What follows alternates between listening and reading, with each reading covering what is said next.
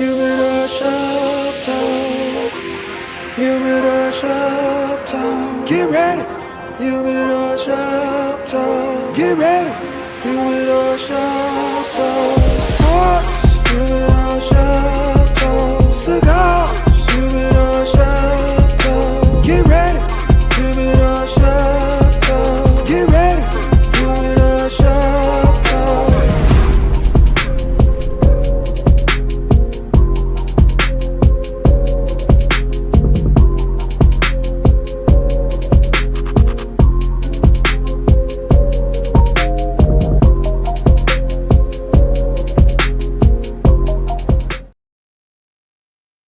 Yo, yo, yo, top of the morning, everybody. Happy St. Patty's Day weekend. All my people out there, especially to all my Irish out here in Chicago. I know y'all out there celebrating, painting the river green today. Welcome, welcome, welcome to Humidor Sports and Cigars. I'm here with the crew. Got my boy Lucky Lefty up here in the building. And What up? and my brother KDL looking a little too worse for wear, but he's here. What is happening? I'm here, baby. What's happening? He made it. He made it. Yo, we gonna jump right in to the ride.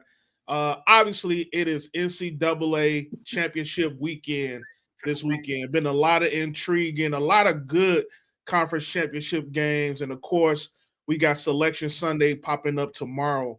I think one of the biggest topics that's been talked about, especially heading into this weekend, is will the SEC still have a chance of getting the 13 in? We've seen some teams kind of fall off a little bit during conference tourney and towards the end of the season. So, fellas, I'm gonna put it out there for y'all, and I'll start off with you, KDL. Do you think the SEC still gonna get 13 in this year? They have a good shot of doing it because don't trip off the conference tournaments, right? Don't trip off that. Anybody can be beat in a conference tournament by a lower team that's hot, or to make a run to the tournament trying to get in. They have everything to be motivated for, but your SEC teams that's built that body of work throughout the year, they beat each other, they still have a shot to do it. Your body of work defines your spot, supposedly. You can't get hot in the SEC tournament, jump up and beat Florida, jump up and beat Tennessee, jump up and beat Kentucky, and all of a sudden you tournament worthy. That ain't how it works. So their body of work throughout the year puts them in position to get all 13. I 100% agree with it. Yes. Luck, what you think about it? Yeah, I think they still get 13 in. You know, conference. You know, these conference tournaments. They're more. They help more the bubble teams that are like right there on the, last four in, last four out. I think Carolina's showing, and the way they ended the season, I think Carolina's showing an ACC tournament it's probably gonna get them in. I know they lost last night. As goofy as that shit was, damn lane violation. Who the hell? On a lane violation? A lane violation. Come on, man. But teams like that, I think they're showing in the ACC tournament help. Like they'd have went out the first round of the ACC tournament, they probably don't make the dance. But the fact they got to the semis and still took the number one team in the country to the wire, even though they didn't have Cooper Flag, I think that's gonna get them in. So, like I said, it doesn't hurt the teams that had good seasons necessarily. Like Kev said, your body of work, it won't hurt them, and then they strengthen the schedule just along with the SEC. So I think that right. They got to play each other. Yeah, I think if any of them 13 that get left out would be considered let it be considered. You know what? One of them might get left out for somebody that wins the conference tournament in the lower conference. It's you know possible. What I mean? Yeah, it is. They might bounce one. Yeah. We haven't heard anything about any SEC teams kind of being on the bubble. And I don't think essentially it's going to end up coming to that. I think the one thing, and obviously all of these teams, you talking about 11 of those teams ranked in the top 25 that's basically facing, going head to head against each other. What I'm kind of intrigued by. So think about what you're saying, DY. You can't put them out. They all ranked top 25. How you gonna put them out? Think about what you're saying. Right, and the lowest seed, I think, even though they lost, I think the lowest seed was. I'm looking at it right now. I think the lowest seed may have been Kentucky at 15. So okay. So how you put them out then? They all getting in. I tell you right there, they all getting in. Well, you got some teams that's not ranked in the top 25 that could possibly find themselves out of it. Yeah. So, but whenever they show that last 4 in, first 4 out, whatever, none of the teams are in there. So that's usually a good sign, and that's usually pretty accurate. When they do that, they be on point with that. So, and I think the last piece of that puzzle is you have not seen any of the top seeds fall at this point. You may have a 4 lose to a 5, but that's pretty much a wash. But nobody's gotten knocked off. I think the biggest chance for upset would have been last night if North Carolina could have did the deed. But that's the only thing I believe that's going to push some of these teams out. Now, with today's matchups, you got Tennessee going against Auburn again in the SEC. And then you probably got the most intriguing matchup of the day when you got Florida against number 5, Alabama. So Tennessee is looking to avenge that loss from early in the season to Auburn. And then, of course, Florida is looking to hopefully make it back to the SEC championship game and avenge that loss. So who y'all got in the Tennessee-Auburn matchup? Look. I would normally say Auburn, but in situations like this, because I think Auburn's locked the number 1 seed. Okay. They're pretty locked in. So I think Tennessee, just for seeding purposes, they're going to probably come out and like go all in. You know what I mean? I think at this point, with your team like Auburn, you're looking forward to next week. It's all about the big dance now. But I mean, of course, you always want to win, win your conference tournament. But I think Tennessee gonna come out and try to make a statement that's gonna help them seed, and it's not gonna knock Auburn off out of the 1 seed. So I'm gonna go with Tennessee. That'll be huge. KDL, what do you think about Florida versus Bama? I'm gonna take Florida. Florida's been underrated kind of all year, right? They ain't been in the top whatever talked about like that. But Florida got a good team, bro. I'm gonna take Florida, right? Because all top dogs ain't gonna win. It's just a go that way. It just simply don't. So I'm gonna take Florida, and it really, if you look at it, it's really not an upset. It's really not. Florida been ranked all year too. Now Florida done lost some games. You be like, how they losing them? Florida had injuries. Another team, I'm off kilter, but another team that had injuries was Iowa State. Iowa State had a lot of injuries this year. They're better than what they look. So if they get their players back, they good. Iowa State and Florida. So I got Florida in that. Yeah, I think it's going to be a great head-to-head matchup between those final 4 teams in the SEC.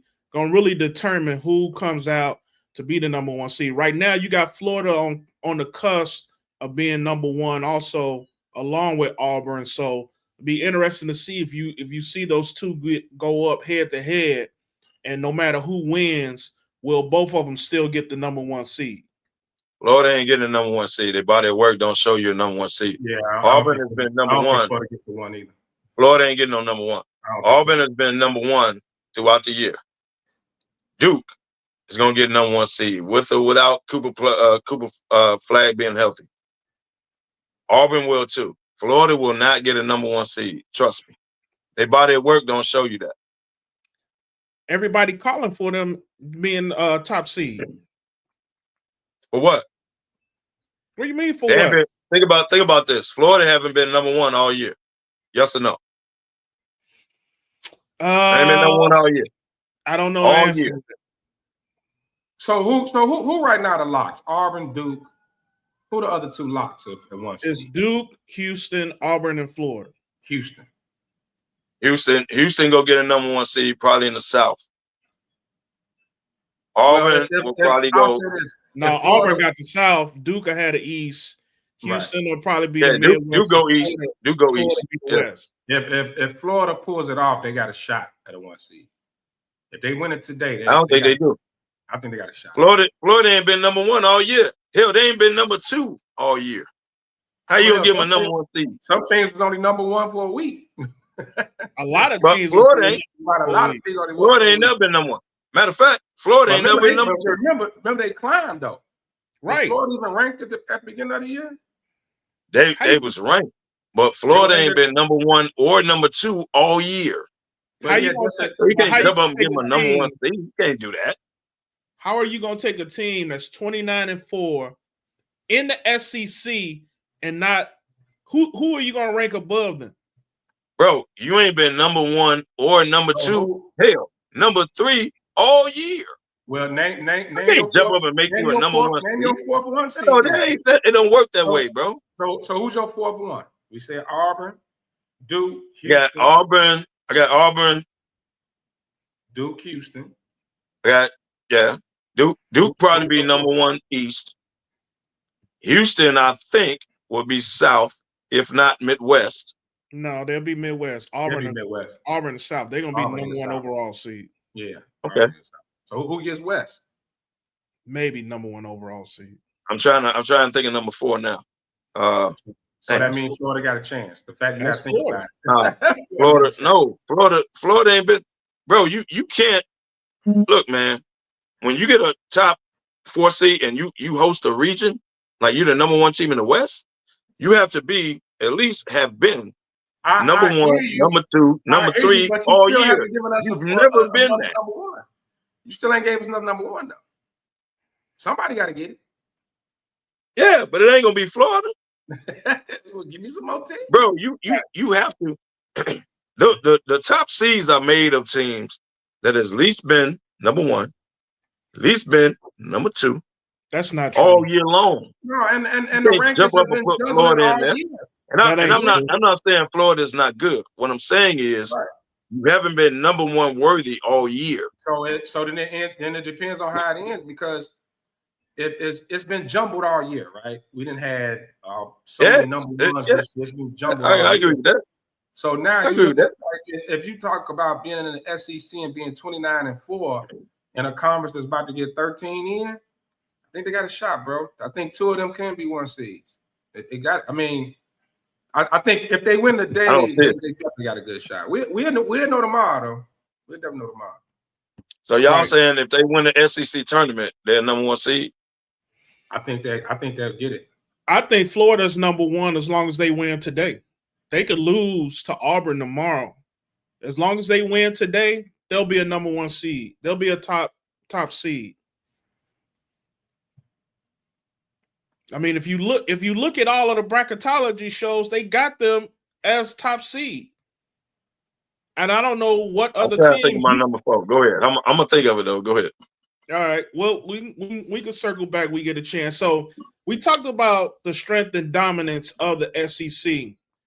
There's also a second tier conference out there, and that's the Big Ten. And they got a lot of teams in here right now. Probably at least 8 teams that got a chance of making it, maybe even 10 teams got a chance of making it in the tournament. But some of those teams are kind of falling, especially with tournament play. Like only 3 ranked teams are remaining in the Final 4 in the Big Ten tournament.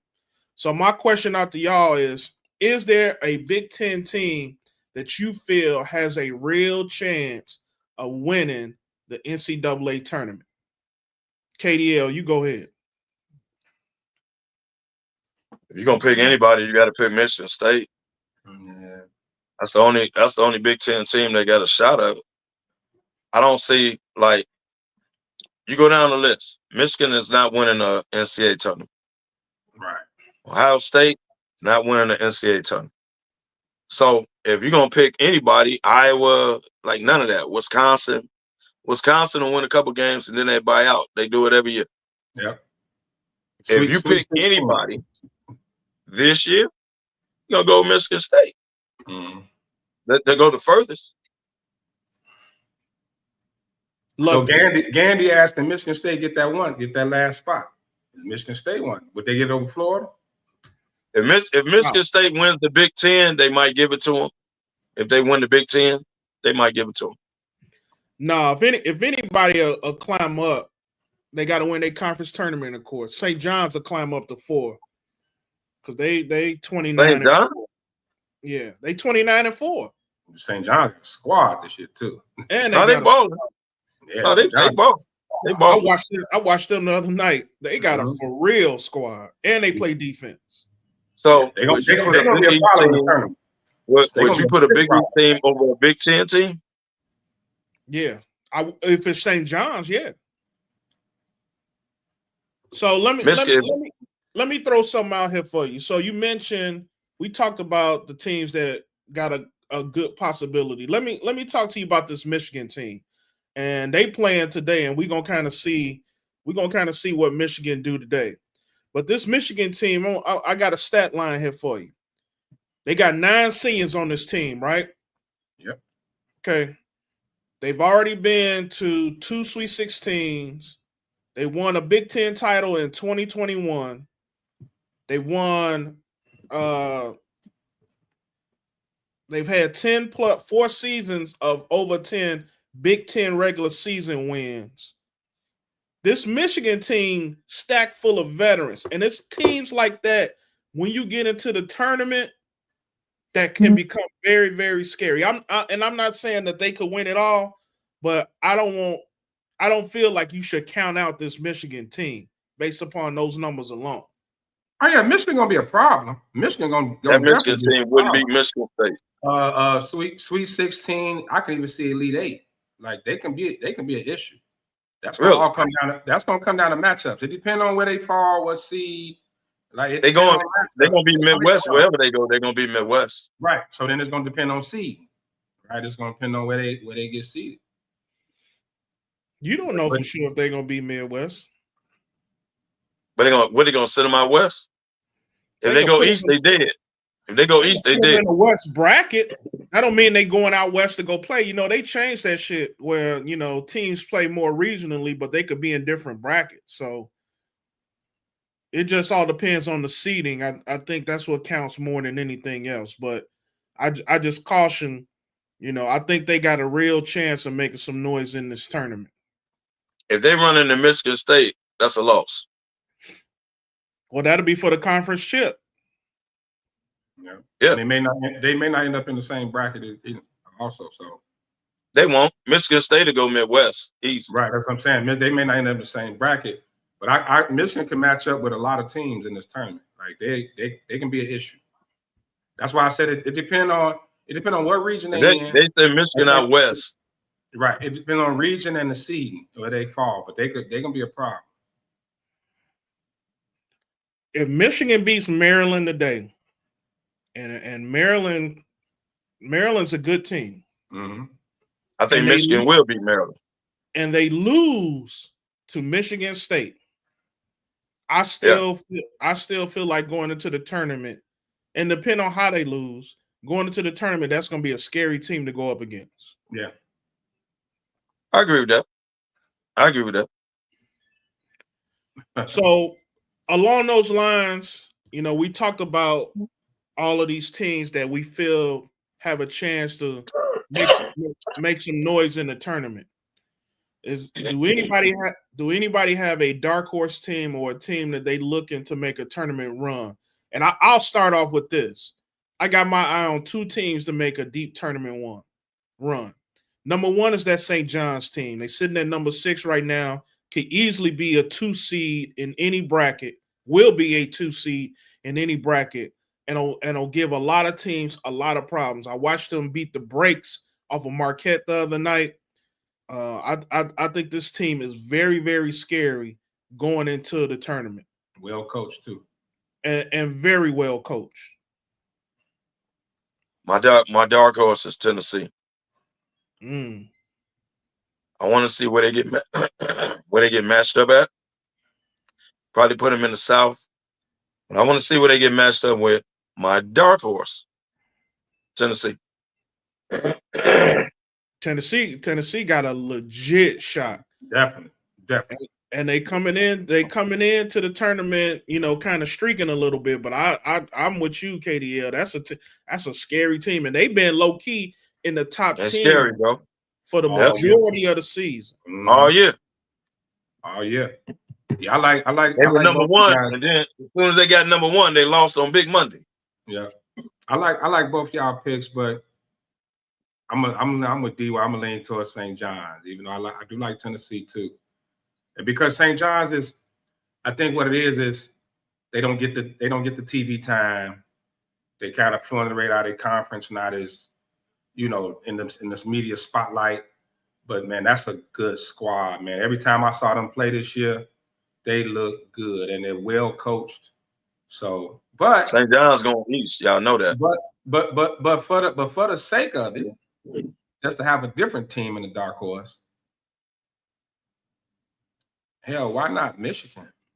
I mean, just what you put out there, the seniors, they've been to the tournament, they've been there, they know what it takes.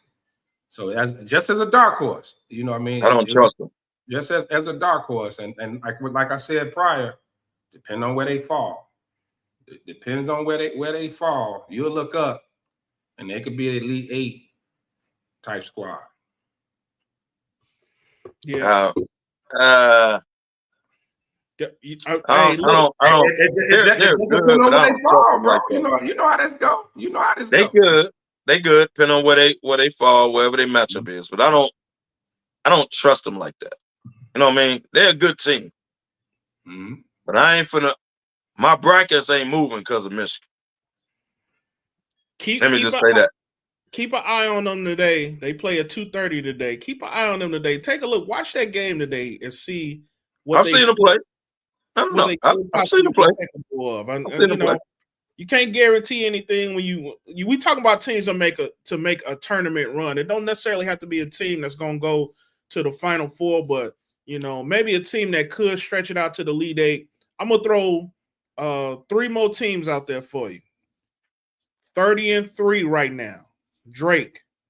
They 7-1 versus top 100 in the NCAA. Watch out for Drake.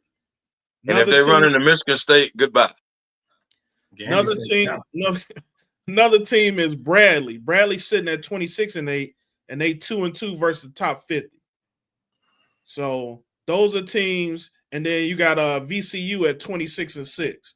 Those are teams with strong conference records, strong records versus top 100 or top 50, and they thriving as they go into the end of the year. And they senior heavy too, right? All 3 of them. That Drake team. Usually those small schools, usually they are senior heavy, and you learn about them as the tournament goes on. Right. This dude got 1,000 points at the school. Right. This dude been the leading scorer in the conference. Like, you learn about them as the tournament goes on. That happens every year. Absolutely. All right. So we obviously got our dark horse picks. Keep an eye on conference tournament games this weekend, and then I know we'll all be tuned in tomorrow for Selection Sunday. So we're going to go ahead and move forward. Let's jump into a little bit of NFL right now and talk about NFL free agency. What a whirlwind of a week it's been. And I thought last week was kind of the culmination of all of this. And obviously we heard the news about all the moves that the Bears made. We'll start with that. Start with our Chicago Bears, and they, of course, made the biggest splashes coming into free agency, signing the center that we all were looking for with Drew Dahlman. We made our trades for Jackson and Tunney, and then picking up Grady Jarrett from the Atlanta Falcons at like the last minute. Ryan Poles got cut. As soon as he got released. And Ryan Poles mentioned this during his press conference. He said he looked at social media that morning and saw it and immediately began making phone calls. So, look, I'm going to go to you. Did the Bears win the offseason for the second year in a row with these moves? Yeah, they did. And I think But I think that what they just did this week was like the icing on the cake. You know, I've been in a lot of groups and having a lot of conversations. I think the biggest win was Ben Johnson and the coaching staff. I think that's the biggest win. You know, for all the talks of you know, the O-line and the trenches and this, that, and other, their biggest weakness, their biggest issue was coaching. And like Sean always say, coaching matters. So that and the staff that Ben Johnson's put together, I think is really like that's really it. Now to on paper fix the trenches. On paper, let's because you got to be careful with that. On paper to fix the trenches the way they did, O-line and D-line, I think it's just like I said, it's the cherry on top of the sundae. Now we got the draft, and not being able to go into the draft and not be position strapped. You can kind of go in the draft and play with it. You can draft a number of positions. I mean, think about it. The Bears starting lineups are pretty much on both sides of the ball is set already. You know, so now you're just able to go into the draft and accumulate talent, no matter what position it is. They can draft any position on the board outside of quarterback and punter and kicker, but they can draft any position: linebacker, DN, D tackle, left offensive tackle, receiver, running back. You know, like they just in that position where they could just stockpile talent. So yeah, they won. I think they won the offseason again, but the reason they won the offseason is because it's the Ben Johnson and the coaching staff. This has to play out on the field because you won the offseason last year with all those weapons, and you won 5-6 games. So this has to play out on the field. Yes, you shored up the offensive line, free agency. I said on paper, Kev. I said on paper. well, I got to reiterate this. Off-season. Hold on, man. Off-season, not. I get it. But y'all won the offseason last year, and y'all was so excited, and you won 5 games.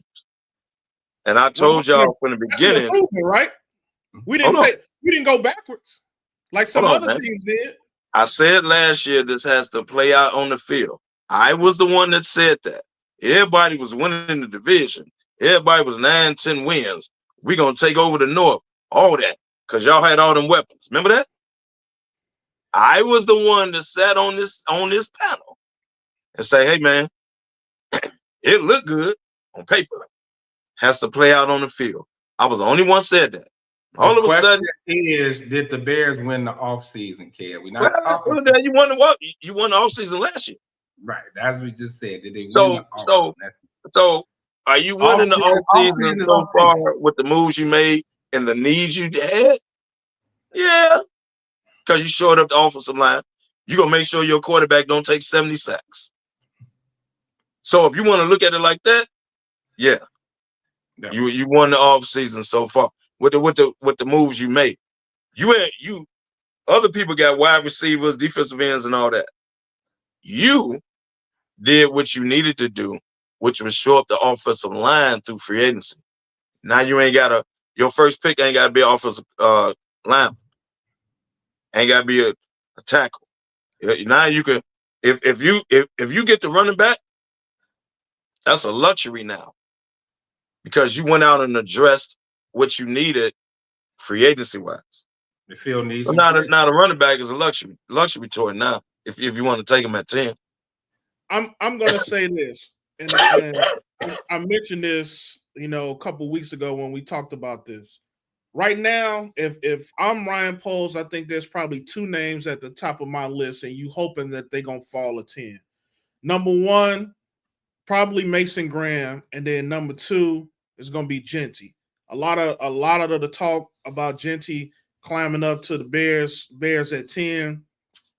I don't know how legitimate that is. I'm not sure how much Ben Johnson feels like he fits. Obviously, they interviewed him at the Combine, so they looking at him. But if those 2 names are off the board at 10, if I'm the Bears, I'm taking 10 and I'm moving down and try to get some more picks. I think you could leverage that number 10 pick, still get you another, maybe swap first rounders get another 2 or 3, whatever price that comes with it. I think at this point, because you shored up so much of those holes, and granted, you still got to have depth, but what better way to increase depth, especially while you got these guys on rookie contracts and they can all grow together, than by establishing and banking those picks. The Cowboys want him too. Jerry Jones want him. Want who? Gentry? I don't know where they pick, but they want Gentry.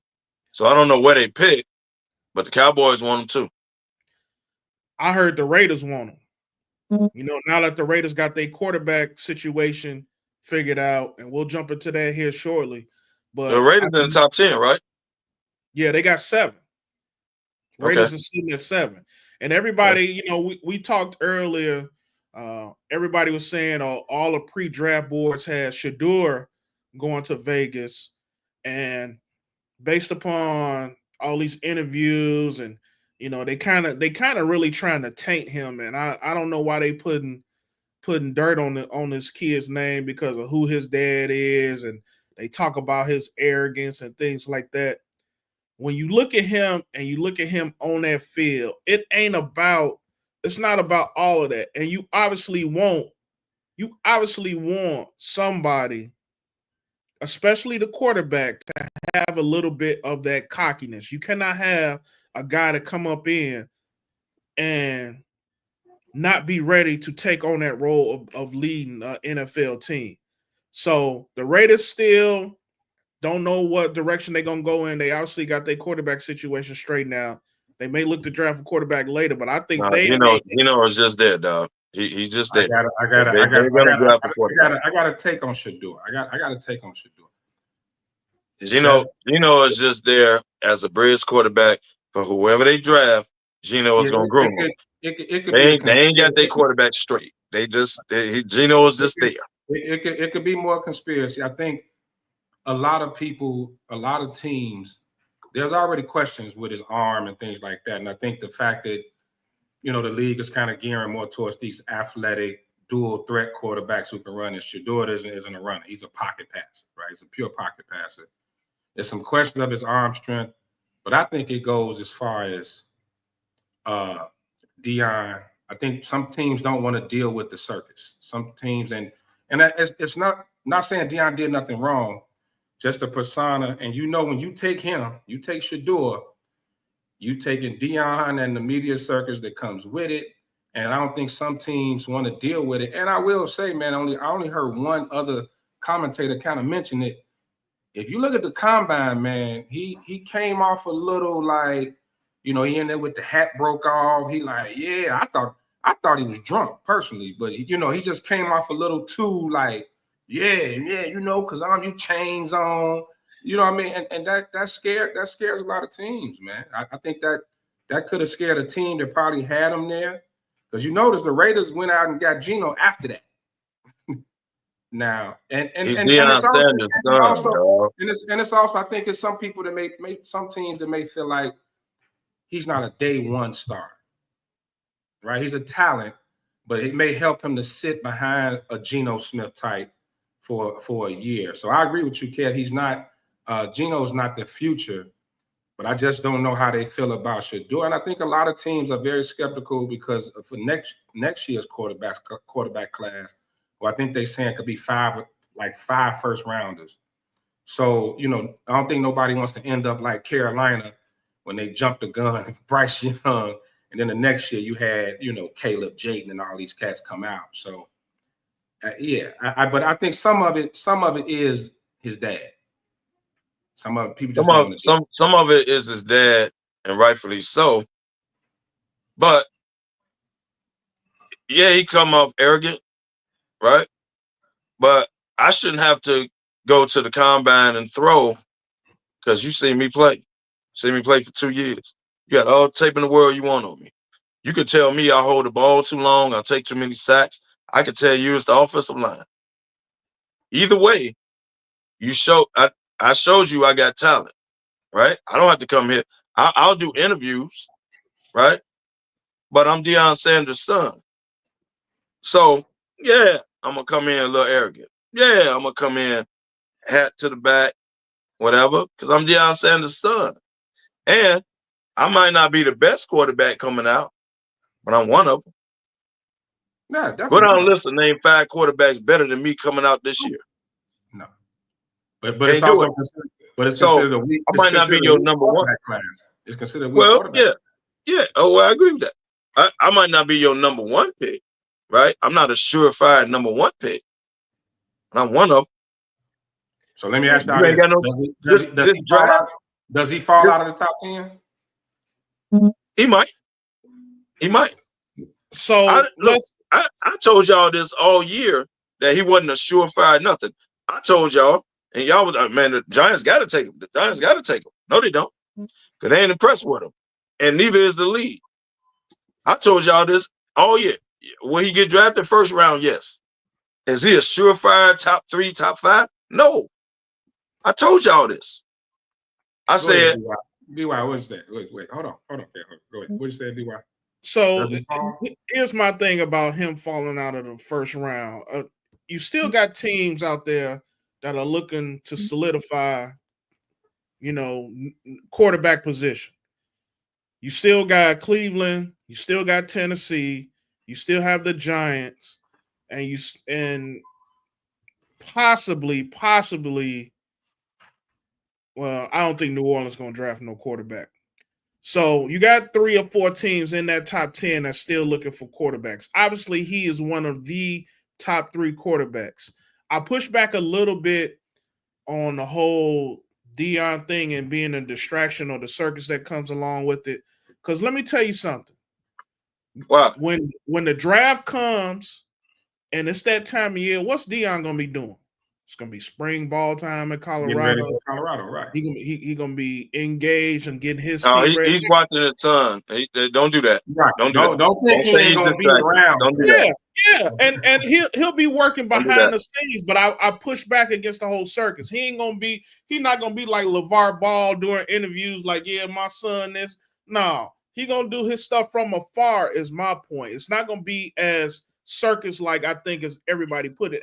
And the second piece of that puzzle is he ain't the number one pick. He's not the best quarterback that's coming out this year. Right. So I think I agree with that. I think a lot of that skepticism has been unwarranted on him. And I think it's also creating a chip on his shoulder. And I'm hoping he can use that to manifest into something great when he comes into the league. All I'm hoping for is all good things, and I hope he get to the right franchise. I think Deion's greatest impact is going to be what franchise he goes to and what they're going to end up doing, because this might turn out to be the stepping stone for Deion to come back to the NFL, depending on where he's drafted. So kind of keep that in mind too. So you don't think Deion's going to have an influence on where he go?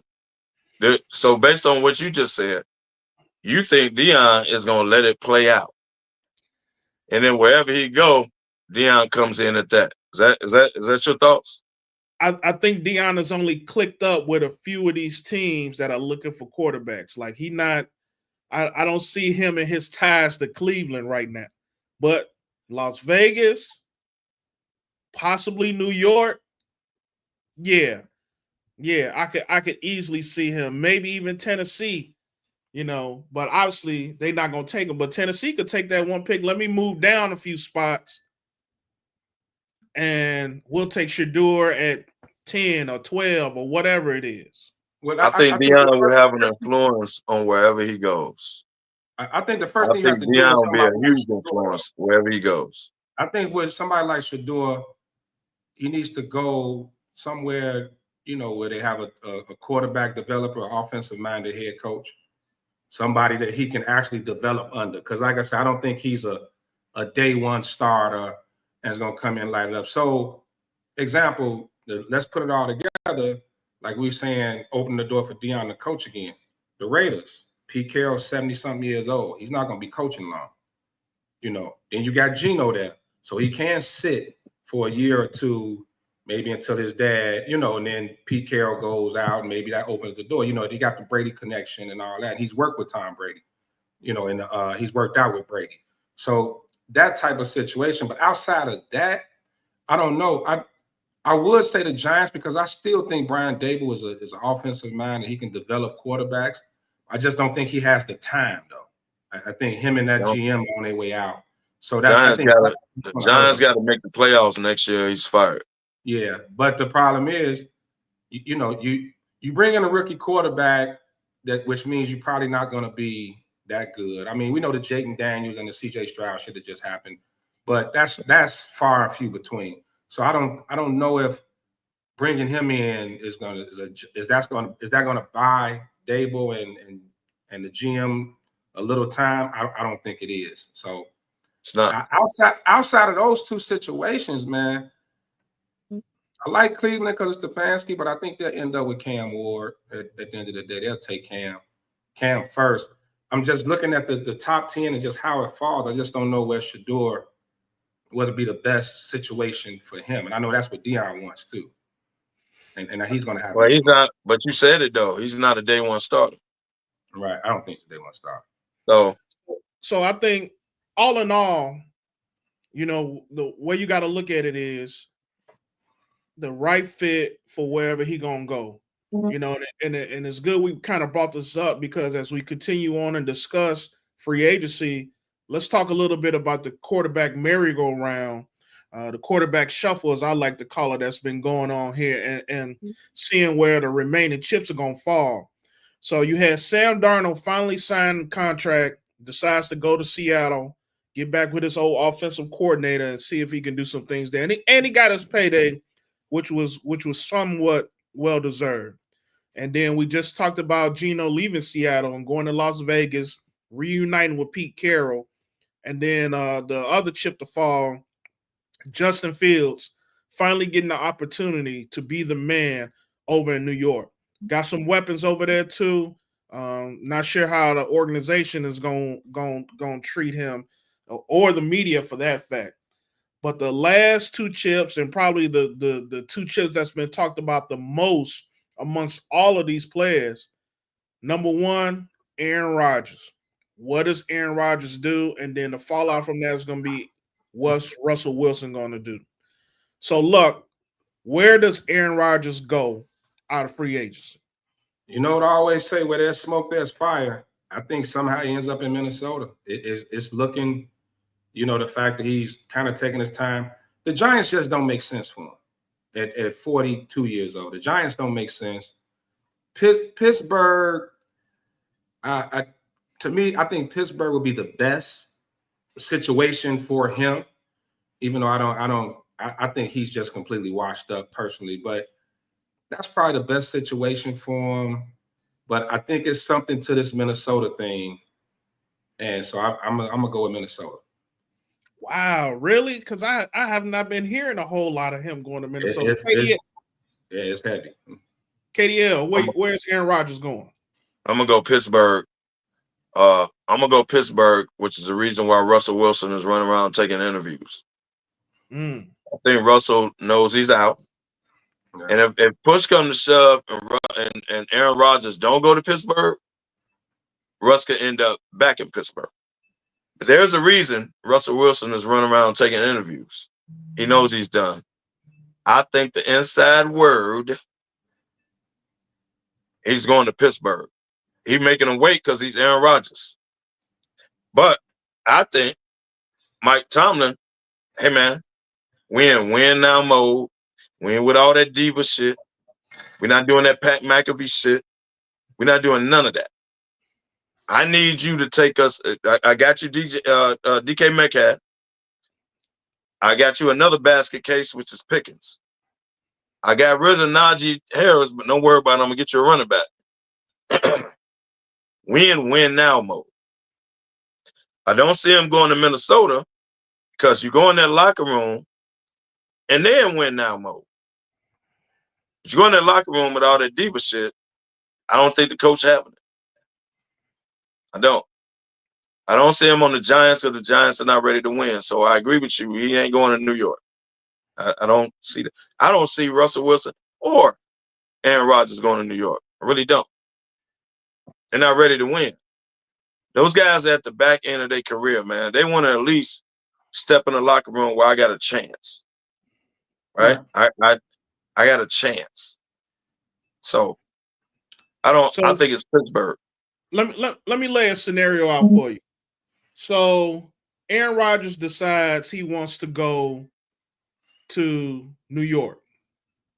Just putting it out there. Russ in turn says, "Hey, Pittsburgh, you didn't believe in me. You didn't want to keep me here. I'm going to Cleveland because Cleveland still got a squad." What does that mean for the Pittsburgh Steelers, and what the hell can they do at the quarterback position at this point? You mean if Rodgers and Russ? Yep. They lose out on both? Yep. Mason Rudolph came back. Mason Rudolph. At that point, he came back. Well, Came back. At that point, you got to wait for Kirk Cousins. If you Pittsburgh, that's your point. You got to wait for Atlanta to release Kirk Cousins because it's coming. They're going to release him. So you got to sit there and wait. You can't go in. It's already enough heat in Pittsburgh. Fans are fed up with just getting to the playoffs. Like, okay, we ready to move, take a next step. So you can't go rookie. They have to land a veteran, whether they come back with Russ, whether Rodgers decides out of and Kirk Cousins down on the list though. They can lose out. Now, so soon as Atlanta releases him, I'm telling you, it's going to be down to those. It's going to be those three teams that need quarterbacks. Hell, Cousins can end up in New York as a bridge quarterback. You know what I mean? Like like the Pittsburgh and the Steelers and the Giants cannot go into the season with their quarterback rooms the way they are. Well, of course not. Well, we know that. We know that. Nobody in there. So you got to, and you don't feel great about the rookies. You can't go in there like that. Now the Giants could probably maybe a team that are more fit for a rookie. They situation because you're not expected to win. They rebuilding and all that. Nope. They wouldn't got to win, bro. They out. But teams like Pittsburgh and Minnesota, like y'all say, they in win now mode. You got to bring one of them in. You think Kirk Cousins is gonna come to Pittsburgh? Because obviously, if Pittsburgh don't get one of those two, they're gonna have to draft a quarterback. They're going to have to. But they're gonna draft a quarterback regardless. You don't have to draft a quarterback in the first round. Right. People look at when you draft a quarterback that it has to be first round, and it doesn't. You don't have to do that. Yeah. The teams that need quarterbacks, you don't necessarily have to use your first pick to get said quarterback. As long as you draft a quarterback in the draft, you good. It doesn't have to be your first pick. But who's gonna be the bridge? But if you Pittsburgh and you in that division, right, with Baltimore, Cincinnati, and Cleveland, you in that division, fans getting a little itchy. They gotta go free agency. They gotta go free agency. But it's dried up. Who's out there? Well, whoever they draft gonna be better than what they had. Look, man, you're right.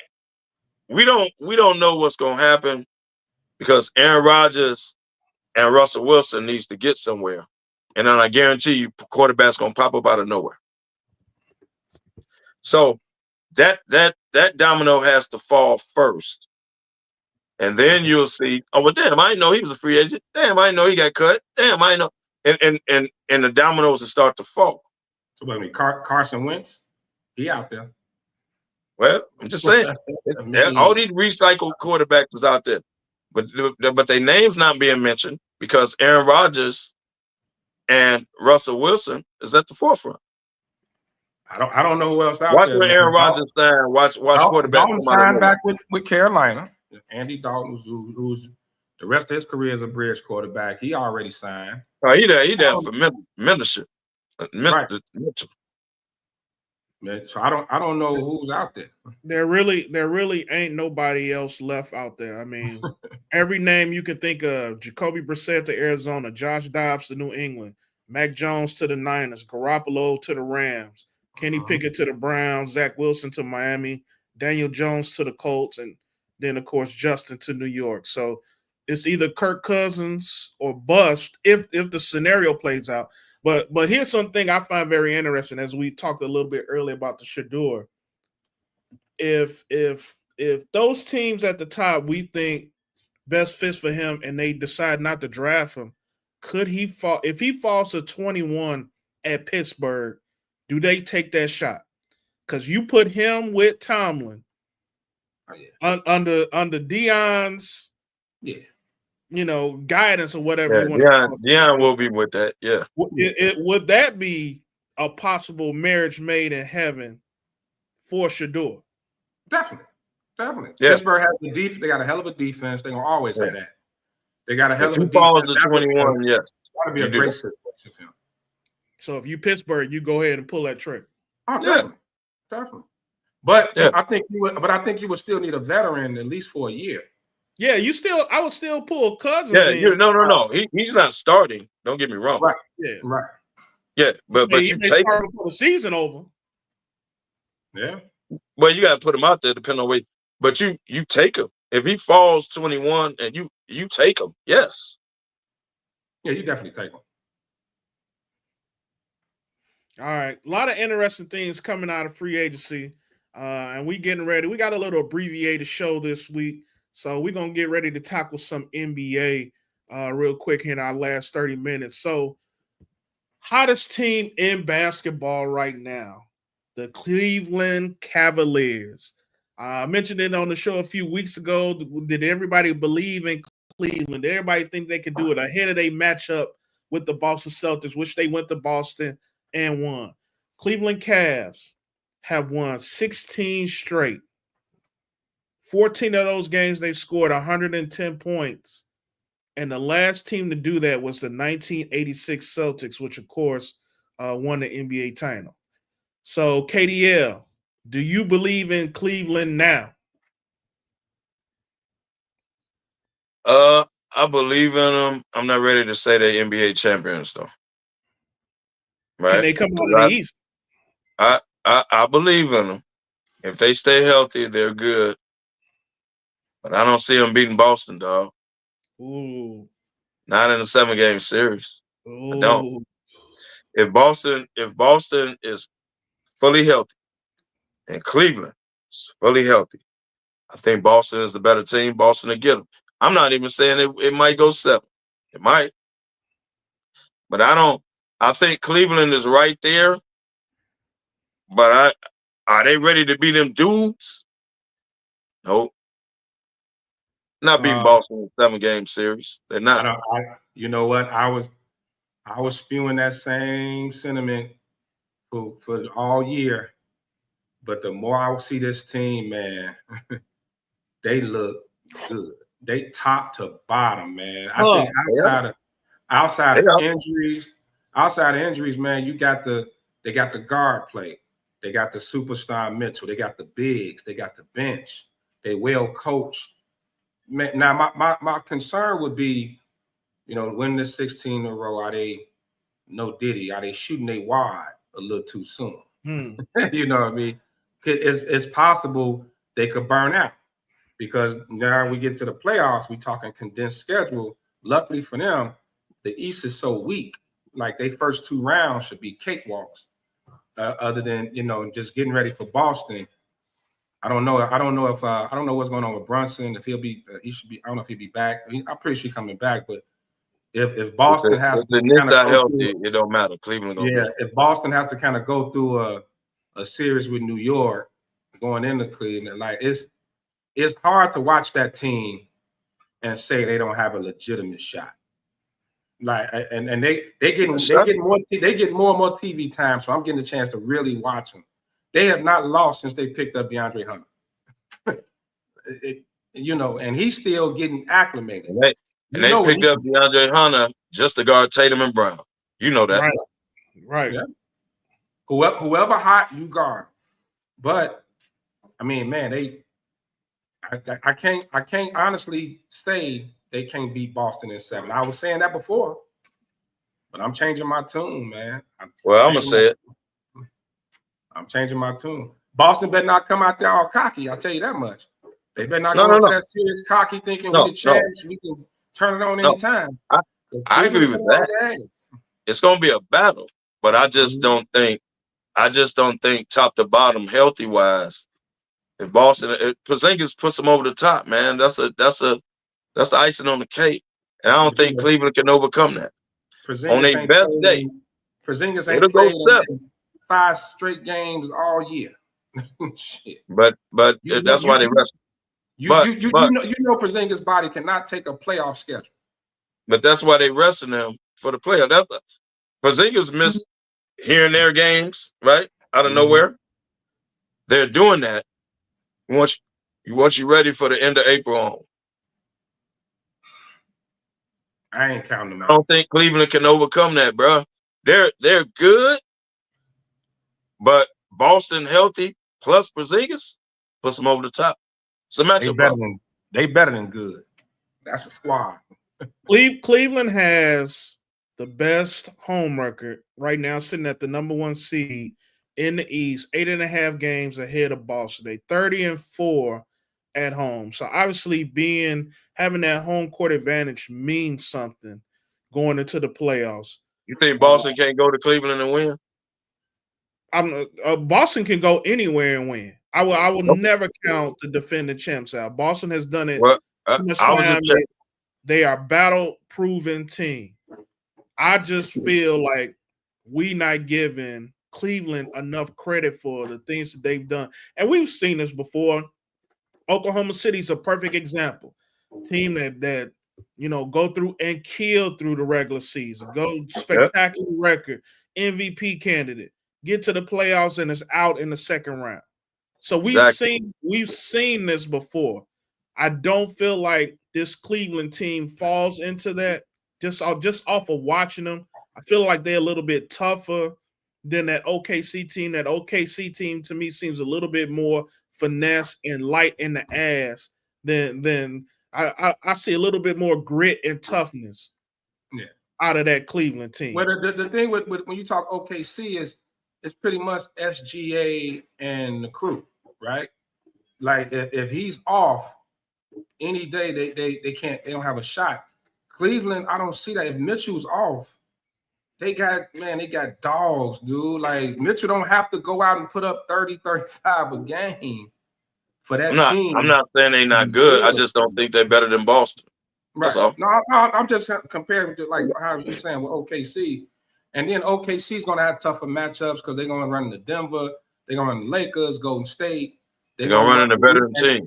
And look at Minnesota's up and coming. Minnesota's pushing again. They starting to look good again. They getting healthy. Got Gobert back.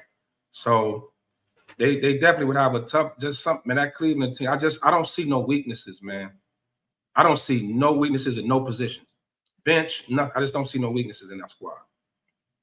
Well, before we shift to the Western Conference, I have to mention, Boston 7-3 in their last 10.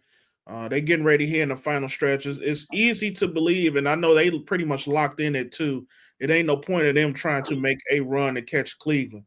So obviously you're gonna see going into the playoffs, Boston kind of getting their players healthy. You talked about Porzingis and him getting some time off. You may kind of see Tatum off a game, Brown off a game, getting ready for this second playoff push. And obviously, going to the finals last year, those games kind of wear you down a little bit during this time of year. So obviously they're gonna kind of take their foot off the gas a little bit. Do you know who the second hottest team in the East is? And it's not Boston. After Cleveland? It's Indiana, ain't it? Nope. Detroit. Nope.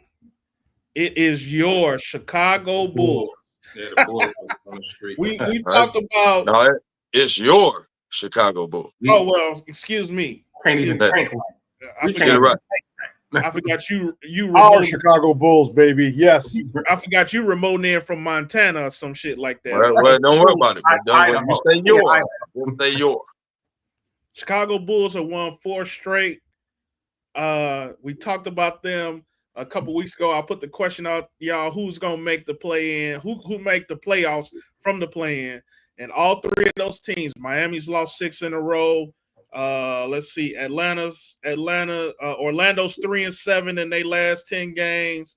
You know, Atlanta's the only team that's still kind of holding tight. So keep an eye out. Keep an eye out. I start back watching the Bulls.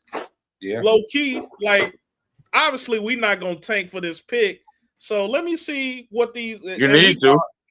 And we guard heavy. I get it, but they're a little bit entertaining to watch right now, especially Giddy, Buzelis, and then Kobe. Man, Kobe White ascension right now. But Giddy, how long is Giddy out? I think it's only a few games. Okay. I think it's only a few games. Well, first of all, how you found the channel? That's number one. And number two, do you realize that since the play-in started, the Bulls play Atlanta every year in the play-in? Mm-hmm. Y'all realize that? I mean, Atlanta gonna lose. The Bulls are that team you don't want to see in a one game because they play hard. Damn straight. I mean, they play hard. They play hard. That's all. That's credit to Billy Donovan. Like you could want to tank all you want, but those guys go out there and they play hard. So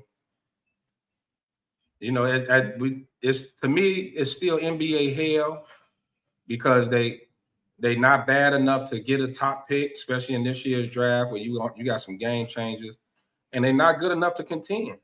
So you just kind of stuck in that play in, maybe get an 8th seed or a 7th seed. You kind of just stuck, you know. Yeah. And you stuck playing Atlanta every year.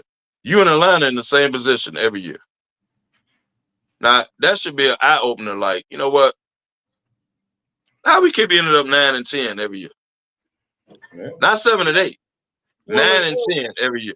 It is an eye opener, but it's only eye opener to us as passionate fans who want to see this team and know what this team was capable of in previous years. But you know, regardless of all of that, they are what they are. They obviously aiming for whatever it is they aiming for. It's not a championship, but they aiming to remain, what they aiming for, to remain relevant and keep butts in the seat, which they obviously doing. But not relevant. But they become entertaining to watch again. I didn't watch no Bulls games, none this year, until maybe the last 2 weeks. Hey, Sean, don't forget about it probably took you all year to find the channel. Falling too, baby. I got direct TV, so I get every game. You got YouTube TV. So, all right, moving on to the West before we finish off. Unfortunately, gotta bring this up. Lakers on the skid right now. Obviously, with 4 starters out, they lost 4 games in a row. Last night, they put forth a valiant effort. Austin Reeves with 37, 13, and 8 against Denver in Denver. Had a chance to tie the game up at the end, and Fluky Stokes threw that pass halfway across the court. Guys stole. They actually put a better effort up than I thought they would. I thought they was going to get blown out last night. And it's one thing I want to mention about this team is they don't give up. Despite not having, you know what I'm saying, three of their best players out, you know what I'm saying, and 4 starters out. Let's call it what it is. Actually, they missing 4 starters last night. Let's call it what it is. But I'm just saying 3 of their best players. So regardless of what it is, they still put up some grit. I feel like they need to do everything they can, and they slid a few spots. They was 3 a week and a half ago. Now they down to 5. They were 2. They were all up to 2. Okay, at 2. But I don't think they can fall into that play-in and make that extra games that's got to be played. I think they got to stay within that 1 through 6 spot going into the playoffs. So, yes. Look, how do you see this the story being told for the Lakers for the rest of the season? I think they get up to 4. They go into the playoffs healthy and make a run. I mean, when they healthy, the way Redick has them playing defense, LeBron looked like he's on a mission for whatever reason. He just looked like he turned the clock back even more this season. and Luka starting to look like Luka. You know what I mean? Luka starting to look like that dude again. So you can't count them out. If they got Luka and LeBron, you can't count them out. I think people are discrediting the loss of Rui. Rui's been out for a minute. He got hurt in that Knicks game. Rui's been out for a minute. Rui is big for them because he can guard bigs. You know, he's a finisher. He can put some points on the board. He's huge. Jackson Hayes, of course, they don't have size as is. So I think missing them, I think even without LeBron, if they'd have had Rui and Jackson Hayes, they may not be on this 4 or 5 game losing streak. So I think they're going. I still got them Western Conference Finals at the minimum. You talk about 7 games, going 7 against Luka and LeBron. I don't know. Yeah, I mean, I totally agree with you. I just think they got to get healthy quick because the last thing you want to do is get these guys back and they got to ramp themselves back up as you head into the playoffs. Now, granted, we a month away from the NBA playoffs, but I think they chose the right time of year to try to say, all right, you know, let me get LeBron. You hurt your groin bones and take these games. I saw LeBron last night at Bryce high school game, high-fiving them because they won the championship. I'm like, you need to be in a parabolic chamber or some shit like that. But obviously, the man know how to take care of himself and his body. And then, like you said, I think Rui was big for his versatility. Jackson, he was starting to come on, especially when Luka got there, because he could find ways to get him the ball that nobody else been able to do. Yeah. So I think that's been big. And I think Luka at this point, you know, he kind of came in to LA hurt as it was. I'm hoping this offseason he takes some time, and I hope LeBron can get him on the right track of taking care of that body. Like you may have to start drinking Michelob Ultras instead of those IPAs, you know, and take it easy a little bit. You ain't got Mike Finley that's snatching the beer out of his hand either. No, but you do have LeBron there. LeBron said, hey, come on, drink. I drink wine after every game. Drink this instead of that beer. So hopefully LeBron can put him on.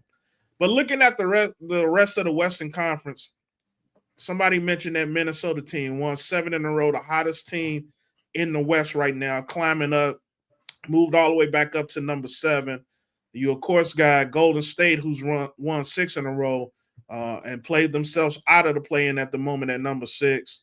And then Houston starting to get back on their winning ways with 5 in a row. They've moved all the way up to the 3 seed. And then, of course, you know, you got Memphis sandwiched in between there. So out of those top 6 teams, or out of those 4 teams I just mentioned, do you feel like any one of those teams have a shot at the Western Conference chip? Minnesota, Golden State, Houston, Memphis. Do they got a shot of dethroning Denver for that Western Conference title? Well, you got to say Golden State. Got to go with Golden State. I mean, we still ain't got playoff Jimmy yet. You know, he seems to be fitting in well. They playing with confidence. I mean, they winning even with Steph isn't shooting well. You know, they look like they got their groove back, and just that they battle tested. You know, those vets there, they definitely battle tested. So out of that group, I would have to go with Golden State. Kev, you jumped off for a minute. Out of these 4 teams, who do you think got a chance of making it to the Western Conference Finals? You got Minnesota, who's won 7 in a row. Golden State won 6 in a row. Houston won 5 in a row, or Memphis. Do any one of those teams got a shot of making it to the Western Conference Finals? I would say Denver. I didn't mention Denver. No, you ain't mentioned Denver. Out of those 4. I don't see Golden State making it because at the end of the day, their size gonna hurt them. If Golden State runs into Denver, they out of there. Memphis, maybe. I don't think Houston is ready. Like, they're good, but when they run into vets in the playoff series, I don't think they're ready. Give me Memphis. Okay. Out of those 4, give me Memphis. I think I'm going to take Minnesota, and because of what they did last year in the playoffs, I know Ant always plays with that chip on his shoulder, and they playing a lot better right now. Out of those teams, I don't think Golden State has the size, but playoff Jimmy is the X factor. Houston, like you said, too young. Hopefully they can do something in the playoffs, at least make it to the second round to show that they starting to climb that ladder.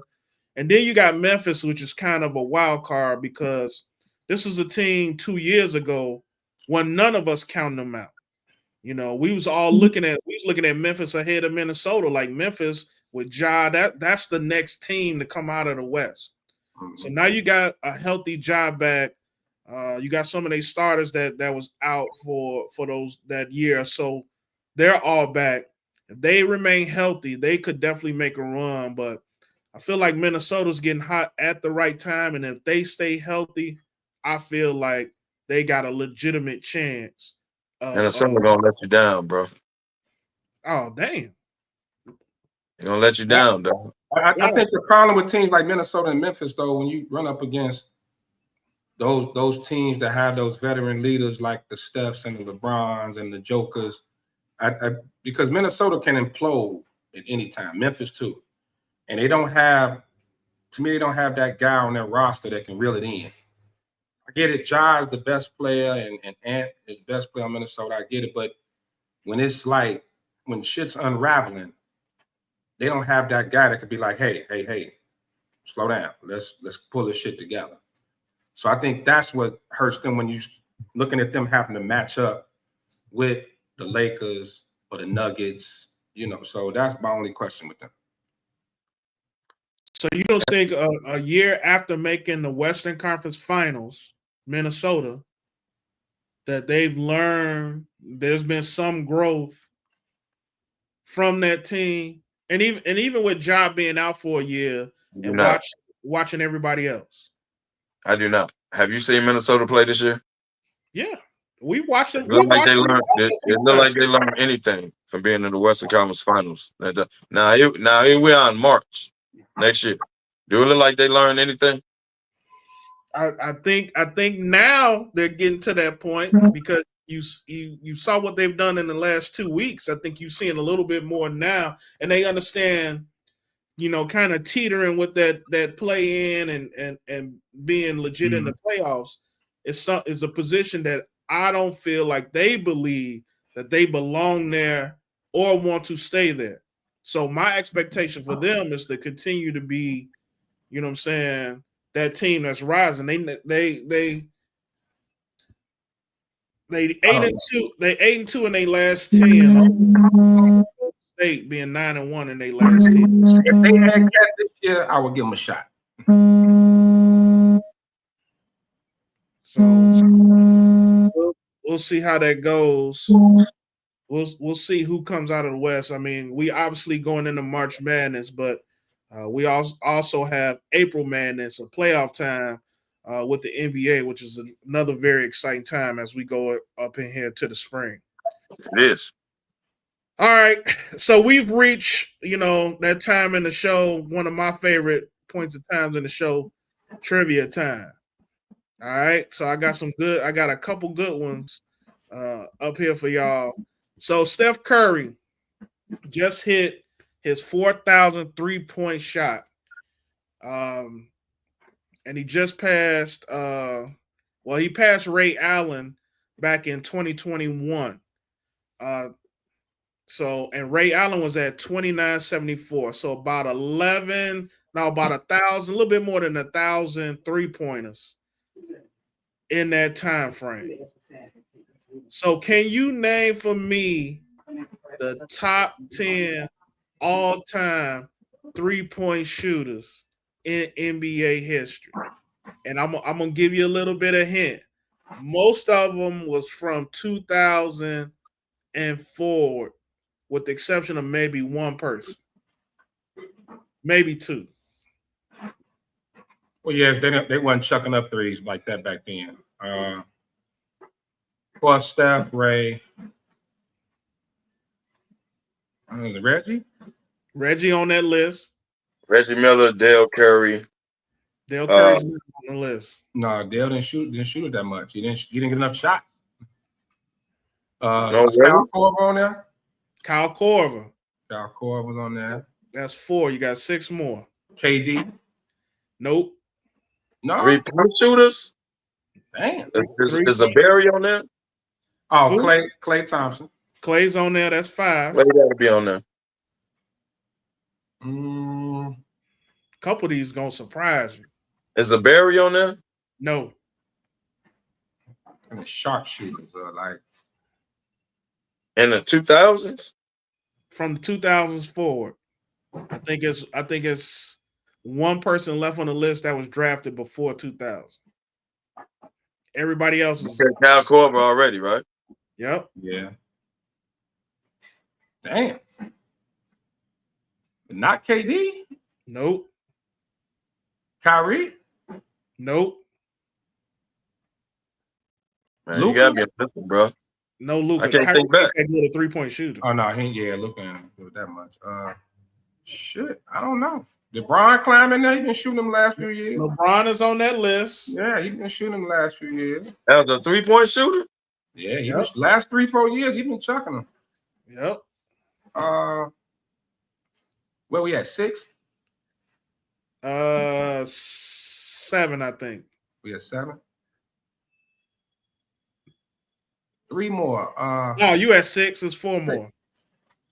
I can't think of them. Oh, James Harden. James Harden. He number 2 on the list. So we at 7. I don't know, dog. 3 more. It's a name that when I do a lot of these trivias, we talk about scorers and high volume cats. Y'all always forget this dude, or he always the last dude to be mentioned.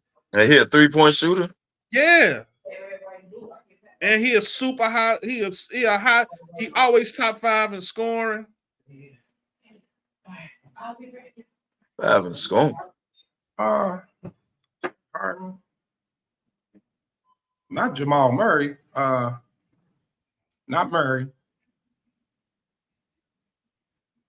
He said top 5 in scoring. Oh, well, yeah. He don't stay healthy enough for that. Yeah. Shit. I can't think of 3 more. I can't. He got me, dog. All right, I'll give him to you. Dame Dollar. Damn. I don't know how that Y'all always forgetting Lillard. Always forget Dame. And then 2 names that shocked the hell out of me.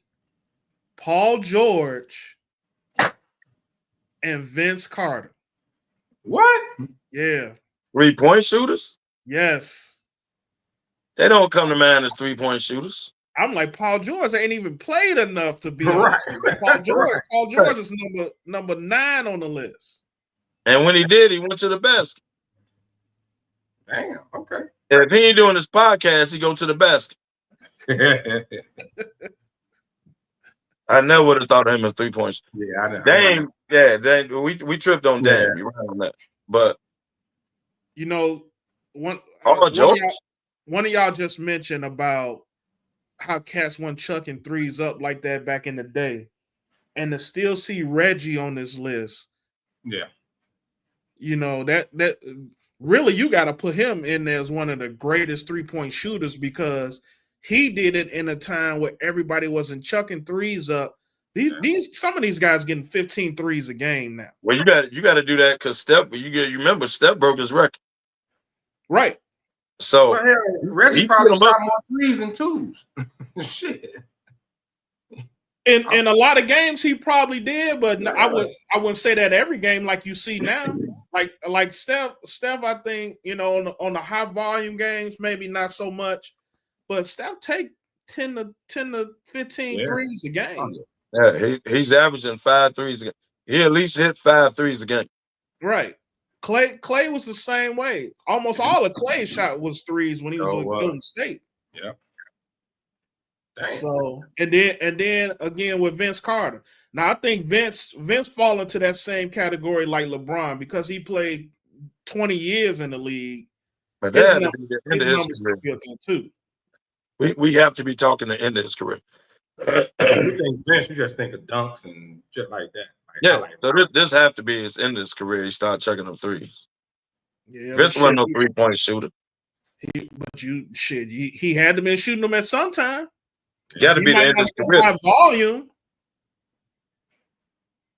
He might not have been high volume, but he was a 3-point shooter. All right, I got one. Let's see, we got about 10 minutes or less. I got one last trivia for you guys. Another top 10 list. All right, so Steph Curry, along with those 4,000 threes, also scored 25,000 points with the same team.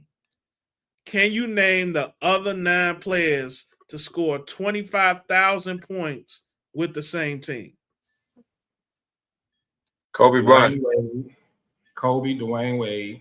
Kobe. Dirk Nowitzki. Not Dwayne Wade. Dirk. Kobe. Vince Carter. Nope. No. Of course, Mike. No, of course, MJ. Of course, Mike. Yeah, Mike. The big fundamental. Tim Duncan. Tim Duncan, yep. Tim Duncan got to be on there. Oh, yeah. Timmy D. Same team.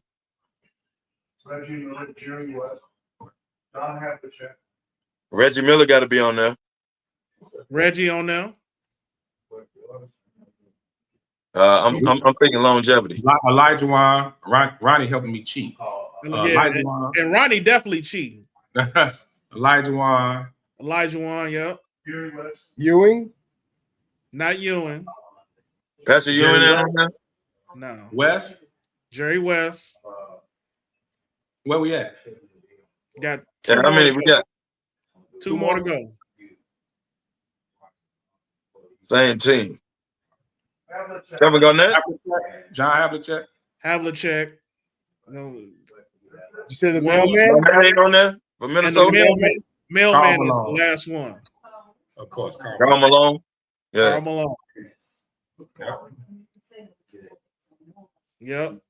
So 25,000 points with one team. You just got to think of shit. Who played the majority of their career all with the same? I mean, you got. Yeah, I was thinking longevity. Yeah. I don't think it's one player on here that played with a different team. Everybody on here played with the same team their entire career. All right, we got about 8 minutes left. I'll give you one last. We only got about 3. 3 minutes? Yeah. That's cool. This will be a quick one. So only 2 players in the last 40 years. Only 2 players have recorded over 30 points in more than 40 games. They've had over 30 points in more than 40 games.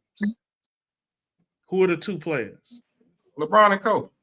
Never. Luka. No. Kobe not on there? No. 30 points in 40 games? In 40 plus games, yeah. 40 plus on? Kobe Bryant got to be on there. He's not. Steph? Then you gotta dilute the list. It gotta be more cats in the 2000s because everybody wasn't averaging 30, wasn't putting up 30, 40 points back then like that. You got a diluted liver. Kevin Durant? No. Oh, well then I don't know what your list talking about. Oh, Shea? SGA? This motherfucker looking up all this shit. I ain't looking at nothing. I'm on the top of the dome. I ain't talking about you. I'm talking about Ronnie. So SGA. Ronnie got Google. Yep. He Googled everything. Giannis? No. Michael? 30 points. Hold on. What was the question? 30 points and what? Hey man, tell him to stay off the show. You back to doing the show? What's up, Brett? Yeah, we finishing up. He said it. He just said it. Ronnie just said it. What? Mike. Yeah. Yeah, Mike. I want to bring my bag. Mike and SGA. Yeah. Oh well, come on, man. I'm thinking of the top scorers in like the 2000s. I'm going back. He averaged 37 points a game at one point. He averaged 37 points. Not in the 2000s though. He said the 2000s. No, this ain't the last 40 years. I said the last 40 years. 40 years. Last 40 years. He's going back to 85 when when Mike was a rookie of the year. Well, we said Mike and Kobe, he shut it down. No, I said Kobe and LeBron. Yeah, said Mike Kobe and LeBron. because I thought Mike too. I'm like, no one said Mike. That would have been my first thought. Yep. My first thought was Kobe. Anytime you see 30+ points, you got to think Mike. You got to. Instantly. But you got to think Kobe too. Nah, because Kobe, I think only averaged 30 points like once. I don't think he did it more than once. Yeah, I think his career average is only like 24. Yeah, SGA. Kobe? Yeah, SGA been doing shit. SGA averaging like 31, right? 31, 32 right now. Yeah. So, all right, y'all. Great show. Appreciate everybody that tuned in. Appreciate everybody that left comments and stuff today. I know it's an abbreviated show, but obviously another great show. So, sending off with some parting shots. KDL, parting shot. Thank everybody for tuning in. I'm on fumes, as you can see, but I made it. Hey, today, man, we got Sand Party Debrief tonight at Water Limon, 6:00. Be there. We got Danielle's party going on. Well, it's about to start at 1:00 at Platinum today. Cigar Community. She got Antoine, which I was with Antoine last night, to be honest. Antoine is there today, and so is Farley. For you Farley fans, you house heads, Farley is at Platinum today. The party is 1 to 7. It's Danielle's. Well, it's her birthday celebration. The St. Patrick's Day too. Y'all come on out and have a good time. All right, look. Yeah, man, I'll be remiss, man. We got to put some smoke in the air for my girl, Dr. Stephanie Brown, passed away this week. So may she rest in paradise, her and her family. You know, Smoke Community, we got y'all back. So definitely going to be missed. Hey, thanks for tuning in. Kev already told y'all what today is, St. Patrick's weekend. Y'all be careful out there. You know, do what you do, but do it responsibly. That includes Mr. Fumes up there, Kevin Loud. So. He need to find a responsible Gatorade bottle. Right. And a water.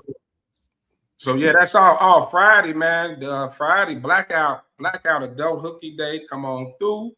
Y'all already know if you've never been to a blackout, it's an all-day thing. Rep your college team edition, man. Whether it's your alumni or just your favorite college team. So we're gonna have cash prizes, raffles, food trucks. It's an all-day thing starting at 10 a.m. So come hang out with us. And last but not least, I got to give a shout out to my boy Lex.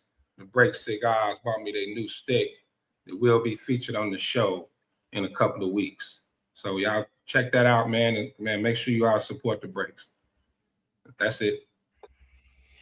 Cool. Again, like I said, appreciate everybody for tuning in today. Like KDL mentioned, got a lot of events going on today. Go out, support the cigar community in Danielle at Platinum with Farley and DJ Antoine. Tonight, you got Diva Leaf, Sandy.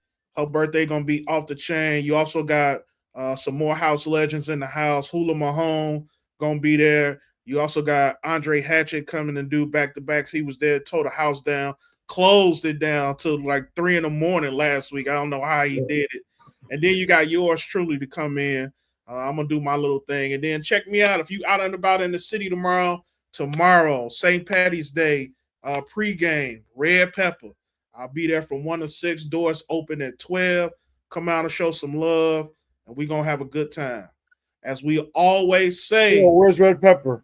Let them know. Red Pepper is 87th and off I want to say off King Drive, but no, it ain't that far off. It's 428 East 87. 428 East 87. That's literally about 5 minutes off the highway, off 94. So come on through, come show some love, come have some drinks. My girl Kim Mays, shout out to her. She gonna be doing her thing, working the bar, her and her people up there. So come through, show some love. So as we end this show every single week, let y'all know whether it's smoke, there's fella, and a bunch of alcohol.